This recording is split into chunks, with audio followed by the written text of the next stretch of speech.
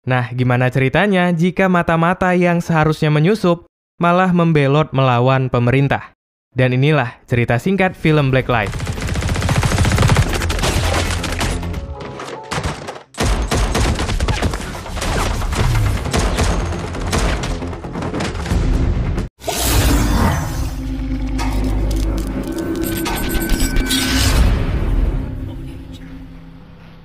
Film ini bercerita tentang seorang laki-laki tua bernama Travis Block, seorang mantan tentara yang bekerja sebagai agen khusus penyelamat mata-mata FBI, di mana pekerjaannya ia selalu bertugas untuk membawa dan menyelamatkan mata-mata yang mengalami masalah ketika bertugas. Seperti di awal film, ia mendapatkan tugas untuk membawa seorang agen yang hampir ketahuan dan mau dibunuh.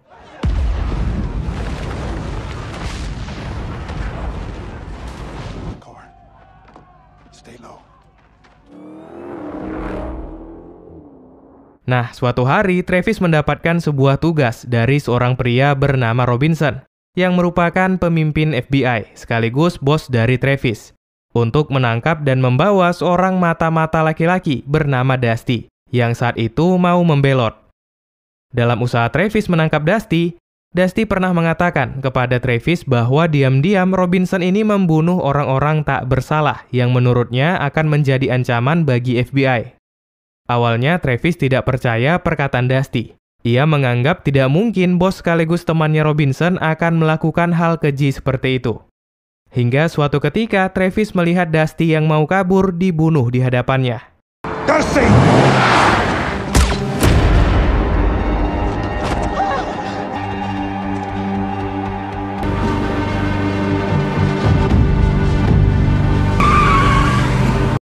Dari kejadian pembunuhan Dusty ini, Travis mulai menaruh curiga terhadap bosnya.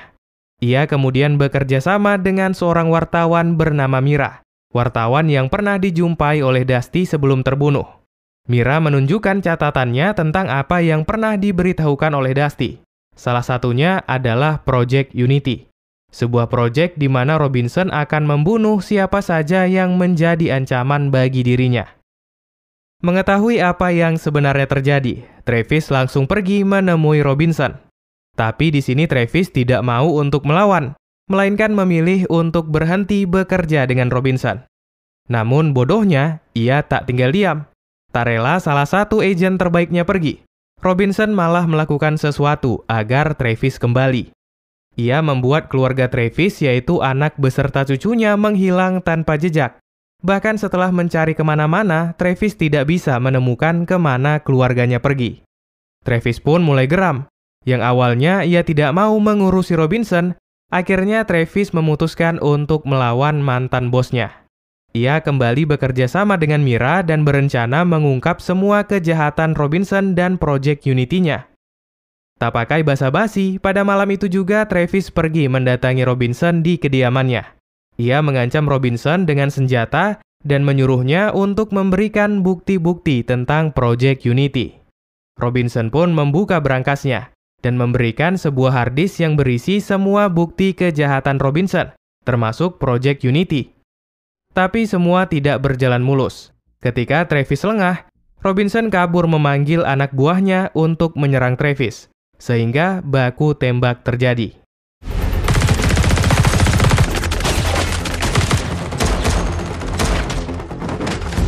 Dalam baku tembak ini, Travis menunjukkan kemampuannya. Satu persatu anak buah Robinson dapat ia lumpuhkan dengan cara yang tidak biasa, seperti menembak dan membunuh musuhnya dari lantai bawah. Hingga menyetrum lawannya menggunakan genangan air dan kabel lampu.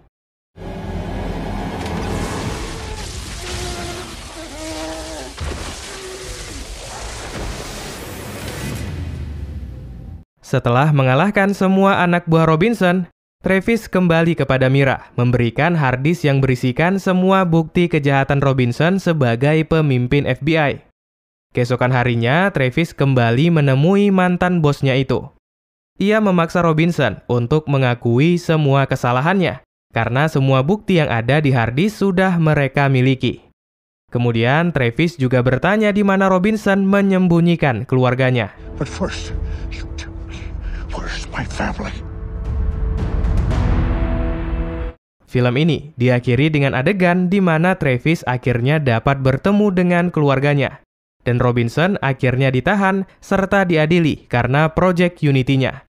Dan film pun berakhir. Oke, waktunya sedikit review.